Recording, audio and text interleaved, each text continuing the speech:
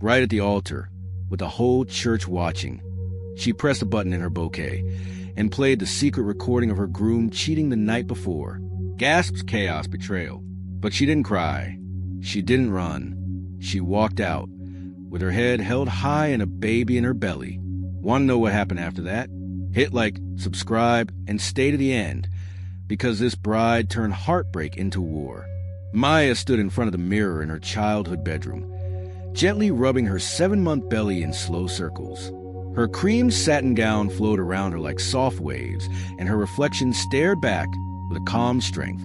She wasn't glowing in the way people expected pregnant brides to glow. She was glowing with something quieter, something deeper. The house behind her buzzed with noise and joy. Aunties frying chicken in the backyard, kids running through hallways, someone yelling from the kitchen. Who put the baby wipes in the cooler?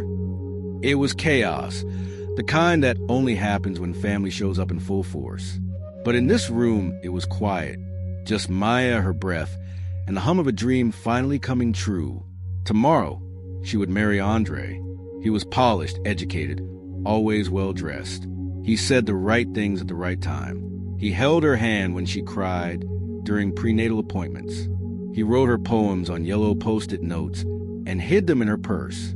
Andre made her feel seen, safe, and after all the heartbreak she had survived, Maya had convinced herself this. Finally was the real thing. A soft knock broke her thoughts. The door swung open before she could answer. Of course. "Girl, you're really just gonna sit here till morning?" said Serena, her cousin, walking in like she owned the place, smacking gum between her teeth. She plopped down beside Maya on the bed. "Your man is across town at that fancy Marlowe hotel, and you're in here rubbing your stomach like some monk." Maya gave her a tired smile. "My legs hurt." "I know they do. That's why you're supposed to do something special." A gesture. Serena leaned in like she was sharing a government secret. "Go surprise him. Give him that watch you bought. Slide in a little note. Make it a moment he'll never forget." Maya raised an eyebrow. "Serena, it's almost midnight." "Exactly. That's what makes it romantic." Maya exhaled. She was tired, not just in her legs, but in her soul. Still, Serena's voice kept circling her mind. "Do it for love." 30 minutes later, Maya was in an Uber headed toward the Marlowe Hotel. Her hand rested on her belly. The other held a small paper bag with a gold wristwatch inside, wrapped in tissue, and a folded note that said, "Forever begins tomorrow." She walked into the lobby slowly, the marble floor echoing under her sandals. At the front desk, the woman behind the counter smiled. "Hi," Maya said gently. "I'm looking for Mr. Andre Hudson. He checked in earlier today." The receptionist typed, then smiled again. "Yes, ma'am. He's here, but he's not alone." Maya blinked. "Excuse me?" He checked in with a woman and left instructions not to be disturbed. The words felt like ice water down her spine. Maya smiled barely. "Thank you." She stepped back from the desk and stood still. Her heart beat faster, but her face didn't change. "Not yet. Maybe it's nothing. Maybe it's a sister. Maybe it's a surprise for me. Maybe." But her fingers were already shaking. The elevator opened, and she stepped in. She pressed 7. Her eyes stared blankly at the doors as they slid shut. The hallway was silent. Room 712 was at the end. She walked past 708. 710 paused, then leaned in. Laughter, then voices, then moaning. Maya clapped a hand over her mouth before the sound could escape her. Her body froze. Her mind raced. She couldn't breathe, but her heart was roaring inside her chest. She moved closer, pressed her ear against the door. Andre's voice, laughing, talking. "She's too emotional these days," he said, "always crying about our future. I'm only marrying her because of the baby. If she wasn't pregnant, I'd be gone." A woman giggled. "You're so bad." "She thinks this is love," Andre said. "She's nothing without that baby. Once the wedding's done, I'll control everything." More giggles, then moans. The sound slammed into Maya's ears like thunder. Her knees buckled, but she didn't fall. She pulled her phone from her bag with shaky hands and opened the voice recorder. She pressed record. She didn't cry. She didn't scream. She stood there, frozen, steady, silent. The audio lasted almost 6 minutes, long enough to capture it all. Every sound, every word, every betrayal. When it stopped, she backed away slowly. Like a ghost, she walked to the elevator, her hand still under her belly. But now it wasn't with joy. It was protection. Back in the Uber, the driver asked if she was okay. She nodded. She didn't go home. She asked to stop at a 24-hour pharmacy, bought a bottle of water, a small pack of tissues, a new memory card. She copied the recording to it, then emailed a backup to herself, then sat quietly for 5 full minutes, her face pale, her jaw locked. The driver waited, never said a word. And then Maya whispered to herself, "I am not the fool you think I am, Andre. Tomorrow, I'll show you." She didn't sleep that night. She lay on her side, eyes wide, staring into the darkness, her phone still glowing beside her from where she had replayed the audio. Over and over, the betrayal was no longer a rumor. It had a voice. It had names. It had sounds. And it had consequences. At 5:12 a.m., Maya sat up.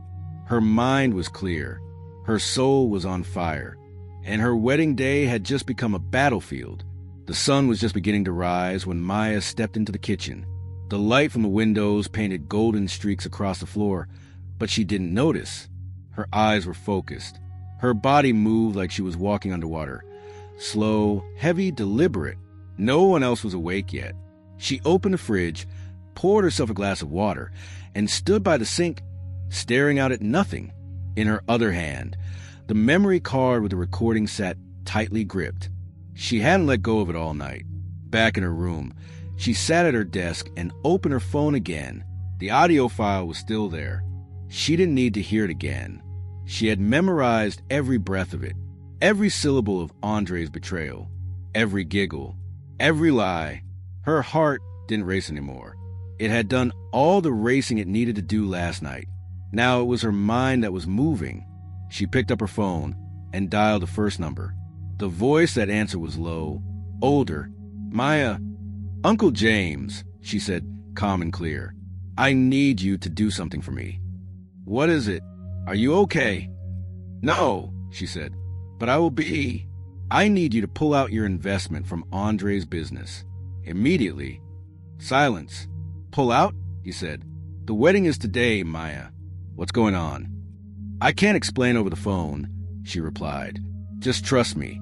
I'll explain everything later, but you have to move now, before it's too late."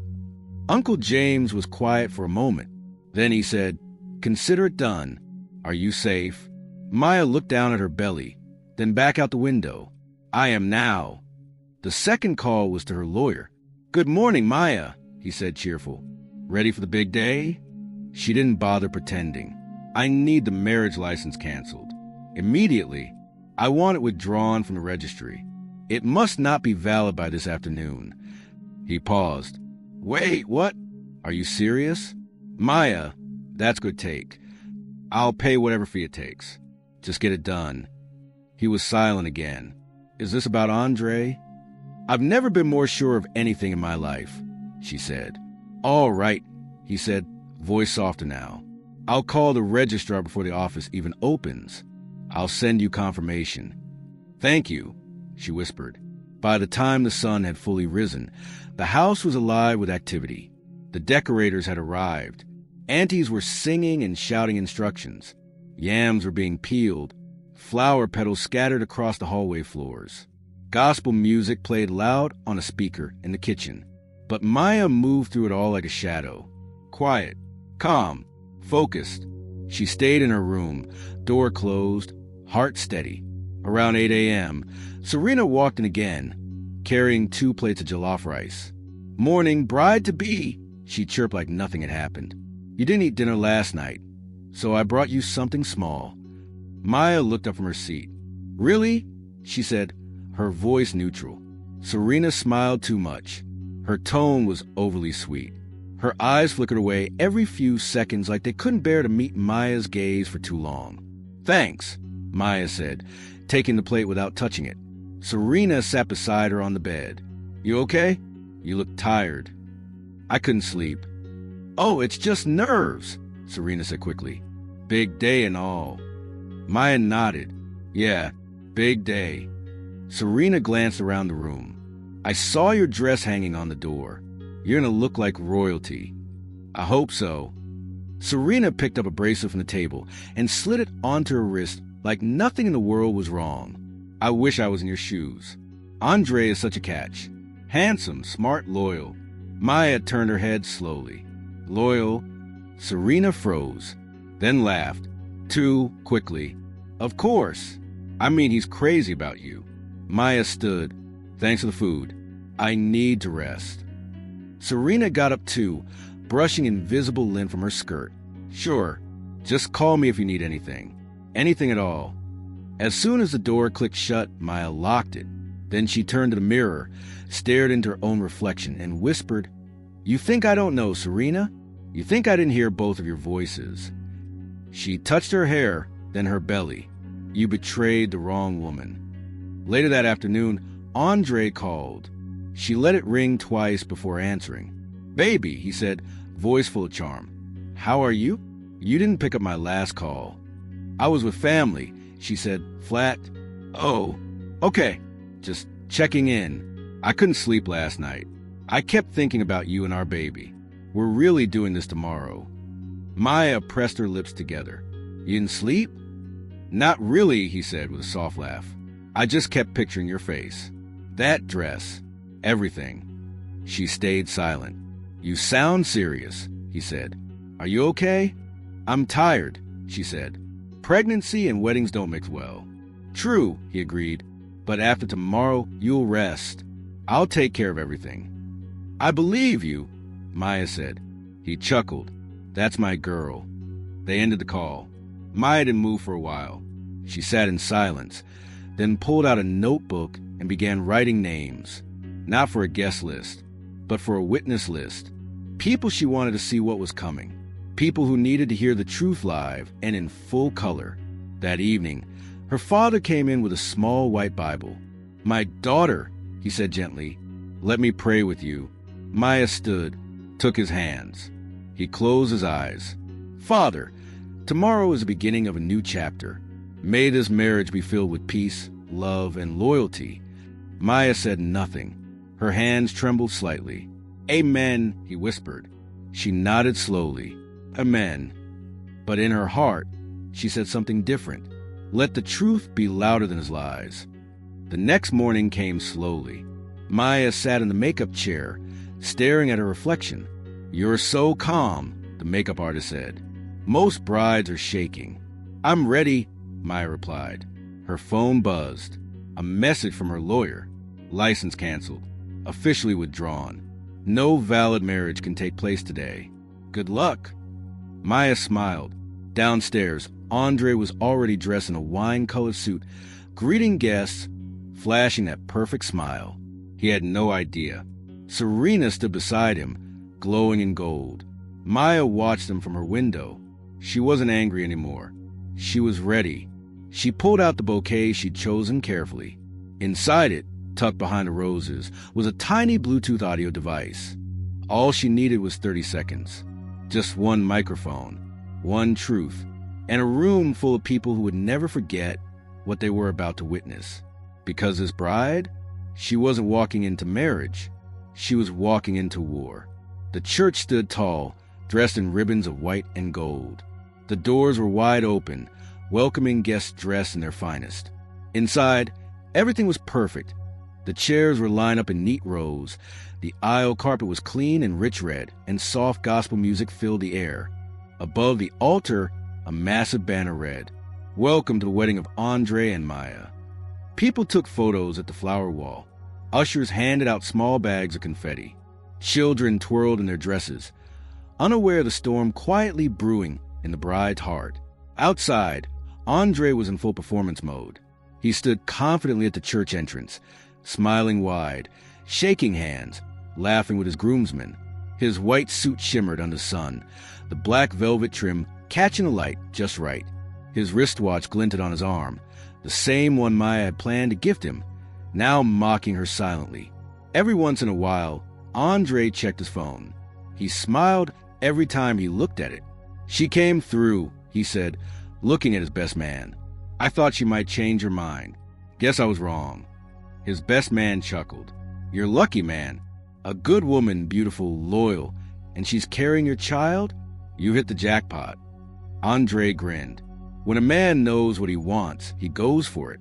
Serena stood close by in her gold bridesmaid gown, pretending to check the flowers on the chairs. But her eyes kept drifting back to Andre. Their gazes met once. She quickly looked away, then smiled to herself. She thought no one knew. She thought it was still their little secret. She was wrong. Inside a quiet bridal car parked just outside the church, Maya sat still as stone. Her face was flawless.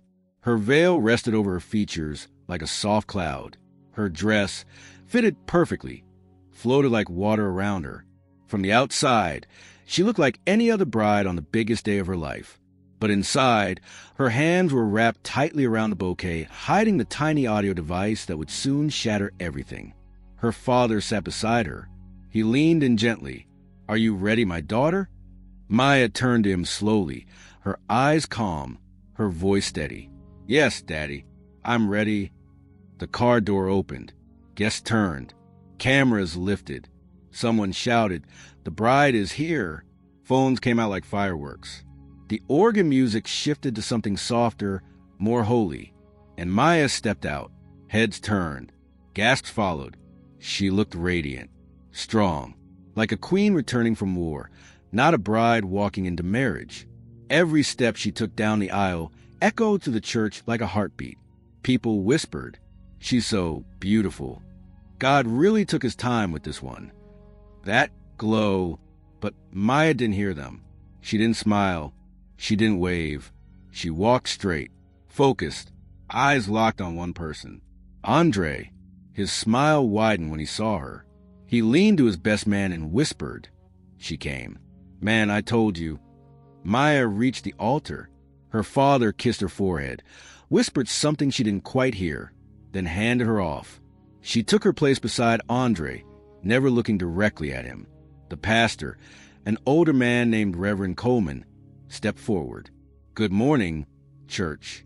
Today, we gather to witness love, trust, and unity, a sacred bond between two souls." The congregation clapped. A few people whispered, some wiped tears already. Cameras rolled. The air was thick with expectation. Maya stood still. The pastor continued for a few more minutes, blessing the couple, talking about the importance of loyalty and honesty in marriage. Then he turned to Andre. "Groom, it's time to say your vows." Andre grinned, took the microphone confidently, and turned toward Maya. "Maya," he began, "from the moment I met you, I knew you were different. You brought peace into my life. You brought laughter. You carry our child, our future. And with every day, you carry more of my heart. I promise to love you, protect you, and be your partner in everything, forever." The crowd clapped. Some women wiped their eyes. A man shouted, "That's real love." Serena sat in the front row, holding her phone, secretly recording the moment. She smiled to herself, proud of how well Andre performed. Then the pastor turned to Maya. "Bride, your vows, please." Maya didn't speak. She didn't move. There was a pause. Then she reached down into her bouquet and pressed a hidden button. A crackle rang out through the church's speakers. Then his voice. Andre's voice. "She's too emotional these days. Always talking about our future. I'm only marrying her because of the baby." The church froze. If she wasn't pregnant, I'd be out.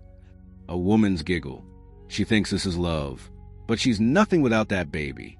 Once the wedding's done, I'll control everything. Moaning. More laughter. Gasps filled the room like thunder.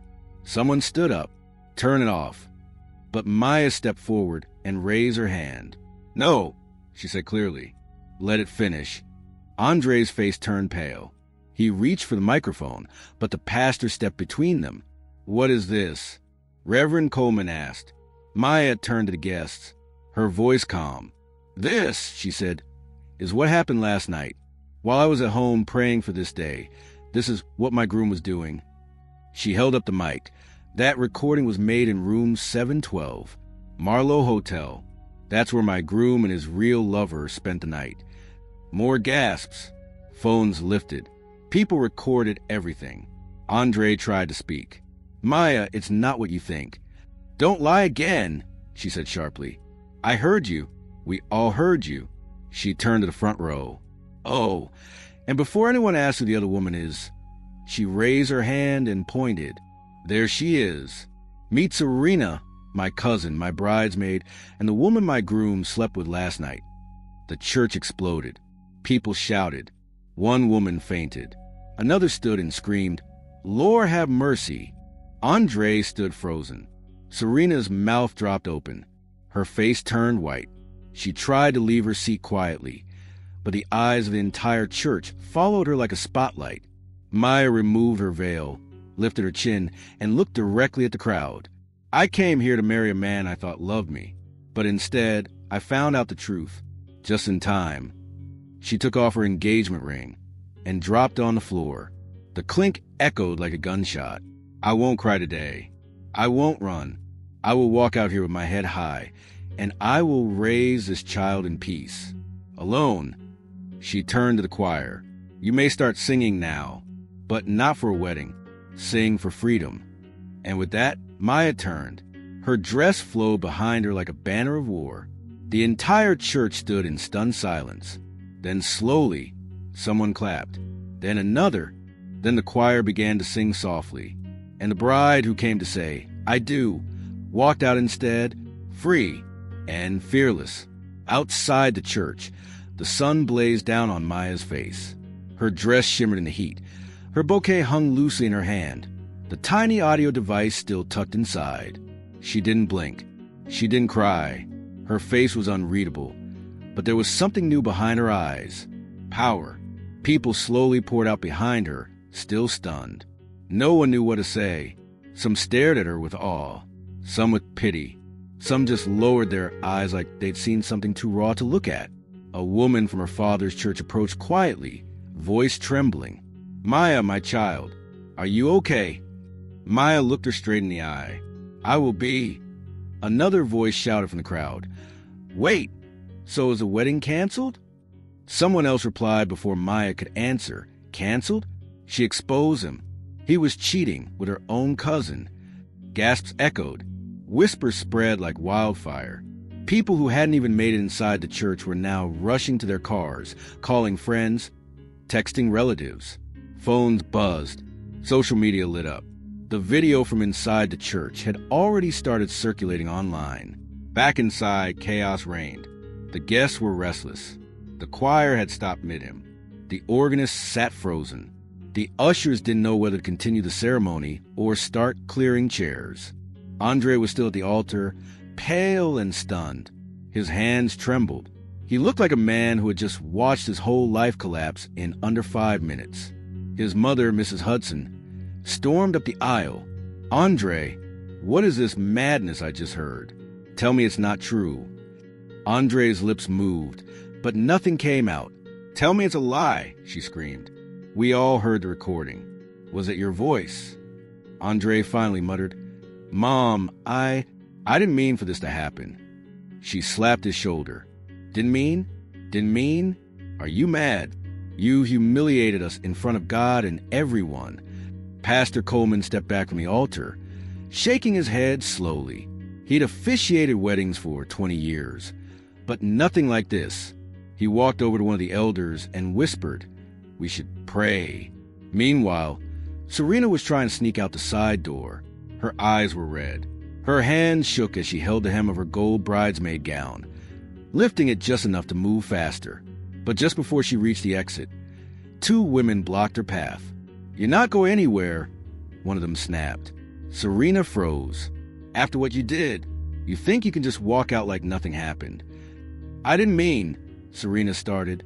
"You didn't mean to sleep with your cousin's fiancé the night before the wedding?" The other woman hissed. "It was a mistake. A mistake that lasted all night in room 712.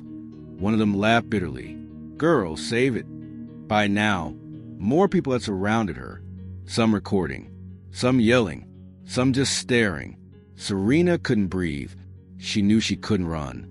Not from this. Across town, Maya sat in the back seat of her father's car, silent, her dress still perfect, her veil folded beside her. Her phone buzzed nonstop in her lap. Messages, missed calls, mentions. Her name was already trending. She looked out the window, her face still unreadable. Her father glanced at her from the driver's seat. Let's go home, sweetheart. Maya didn't answer right away. Instead, she whispered, not yet. He turned to her. What else is left? I have one more thing to do. Back at the church, Andre was sitting alone in the front pew, head in his hands. Everything around him sounded distant.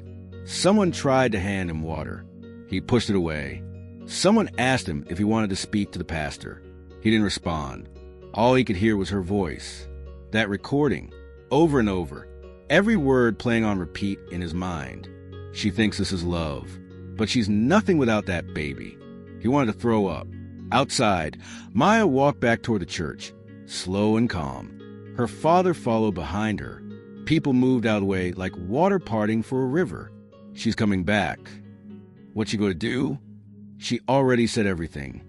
Maya walked back into the church, her heels tapping against the floor, her face still flawless.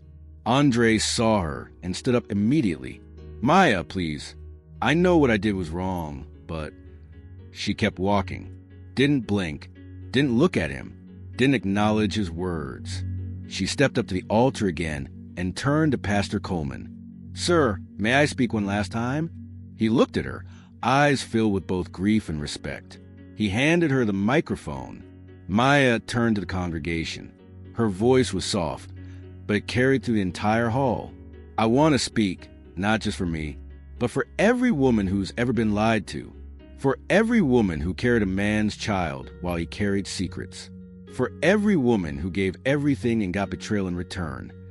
She looked at Andre. I gave you my heart, my time, my trust. I stood beside you when others doubted you. I defended you when people warned me. And still, you laughed behind my back with another woman. She turned to Serena, who was now sitting with her head down, silent. You weren't just my cousin. You were my friend, my sister. You knew everything. And still, you did this. Serena didn't move. Maya looked out at everyone. This wedding cannot continue. And it won't. I choose myself. She took a deep breath and placed a hand on her belly. I may walk out of here alone, but I walk out whole. Not broken. Not ashamed. I'm still a bride. Just not to a liar. Then she turned. And for the second time, she walked down the aisle. This time, the church stood. They clapped, one by one at first, then louder, stronger. The choir began to sing again, not a love song, but an anthem, a hymn for freedom. Maya walked through the doors, stepped into the sunlight, and didn't look back once. Her baby kicked gently inside her. She smiled for the first time in days. Freedom had never looked so beautiful. Maya sat on the edge of her bed, barefoot, still wearing the gown she had walked out in. Her veil lay crumpled on the floor. Her hands rested gently on her belly as her baby moved inside her, small kicks reminding her she wasn't alone. Not anymore. Not ever again. The room was quiet, but her phone wasn't. It buzzed every minute. Missed calls, messages, mentions. Her name was everywhere. She opened Instagram and froze. The video of her exposing Andre inside the church was already at over 200,000 views. Comments poured in by the second. She's a queen. She walked away like a warrior. Room 712 will be remembered forever. Her hands trembled slightly, but her face remained still. One message stood out. It read, "Because of you, I packed my bags and left my abusive husband. You reminded me that I'm not weak." Maya placed her hand over her mouth. She closed her eyes. Breathed deep. Maybe that's why it happened. Across town, Andre sat alone on the floor of a hotel room. The same hotel. The same room. 712. He hadn't eaten. His eyes were red. His suit jacket hung on the chair like a ghost. The room was silent, except for the constant ping of his phone. His lawyer, his business partner, his investors, all of them were calling. He didn't answer. The doorbell rang. He dragged himself up and opened it. A hotel staff member handed him an envelope. "From a front desk, sir." He opened it slowly. Inside was a note from his primary investor, Maya's godfather. It read, "All funds withdrawn. Contract terminated. Effective immediately." Andre sank back into the chair.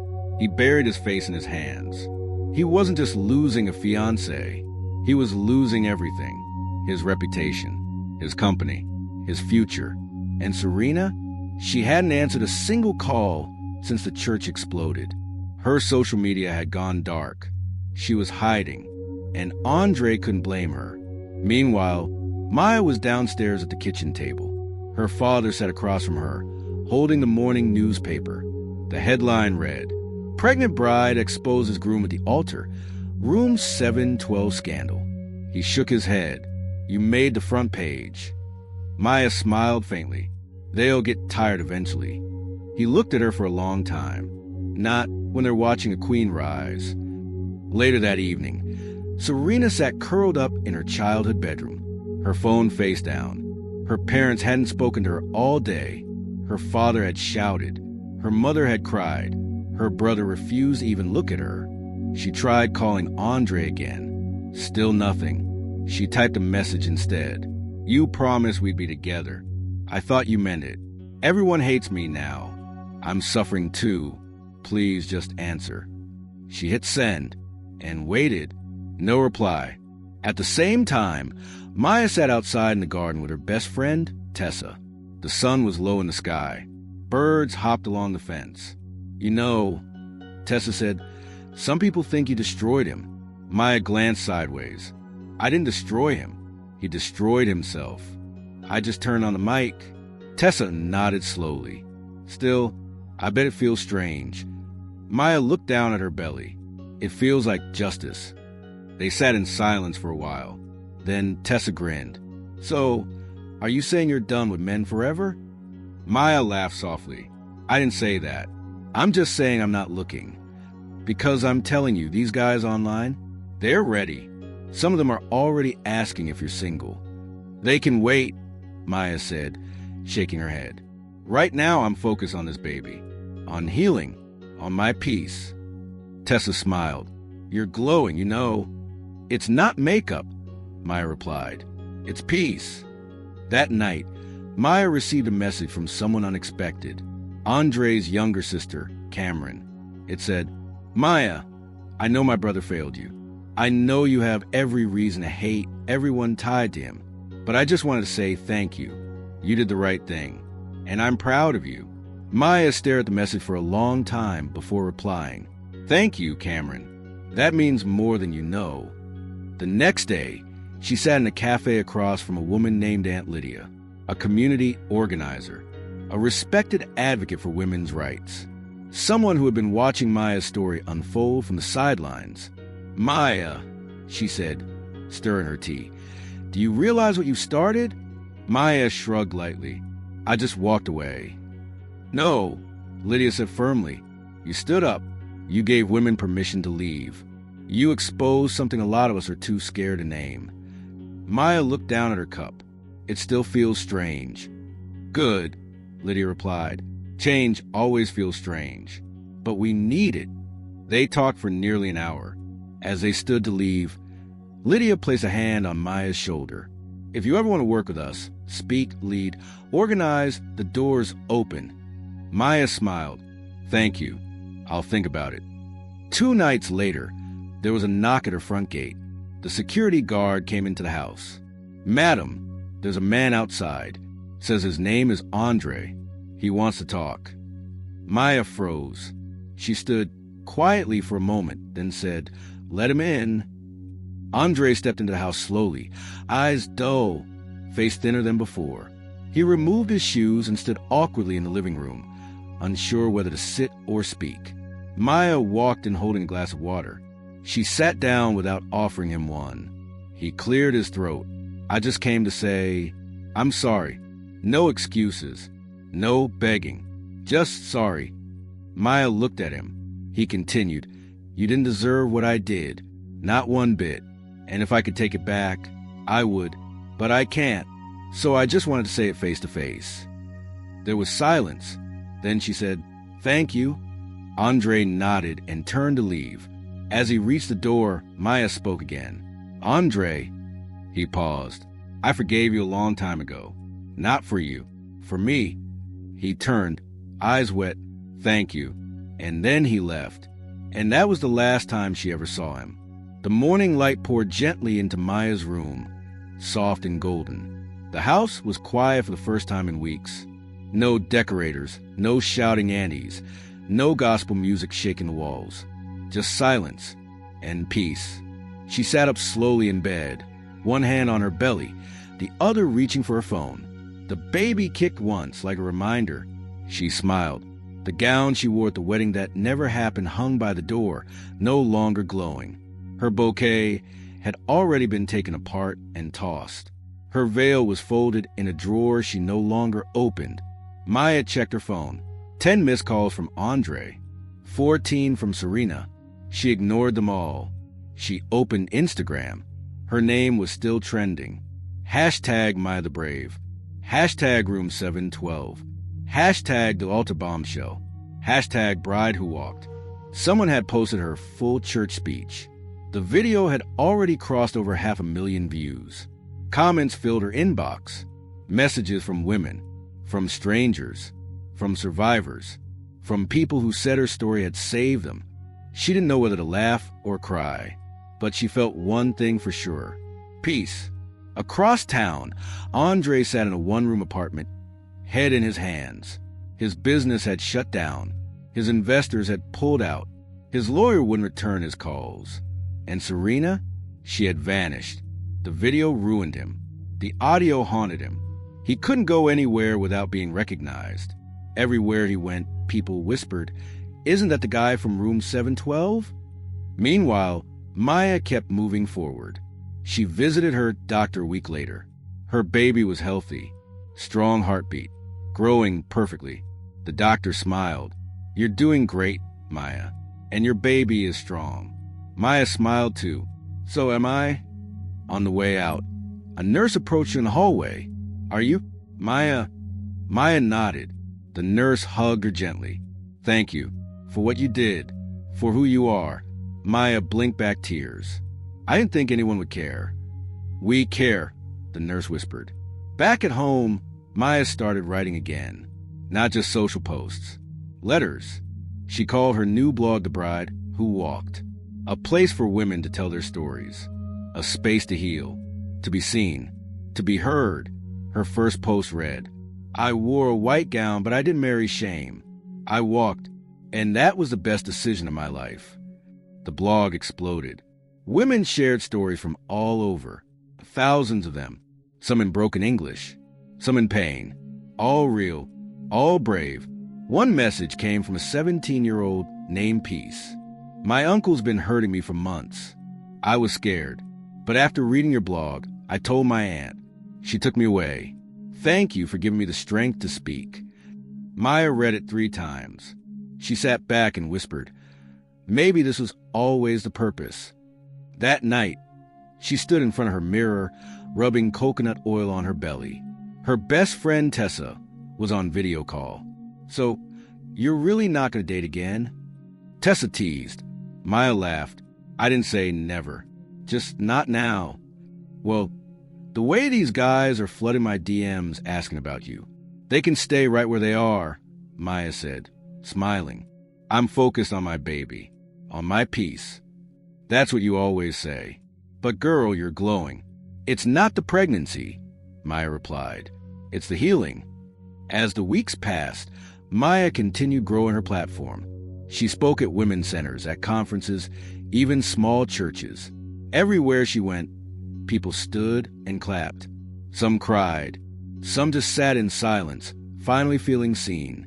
One afternoon, her father walked into a room with a blue blanket, folded neatly in his hands. "Learned how to swallow today," he said proudly. Maya smiled wide. "Show me." Later that night, her mother rubbed her back as she lay on the couch. "I'm proud of you, my child," she whispered. "You did what I couldn't do at your age. You walked when I would have stayed." Maya nodded. "It still hurts." "It will, but like labor pain, it brings something beautiful when it ends." Maya looked up at her mom. "I hope so." The pain came 2 weeks later, just after midnight. It started like a cramp, then grew sharp. Maya grabbed the chair beside her, breathing hard. Her mother ran in. "It's time."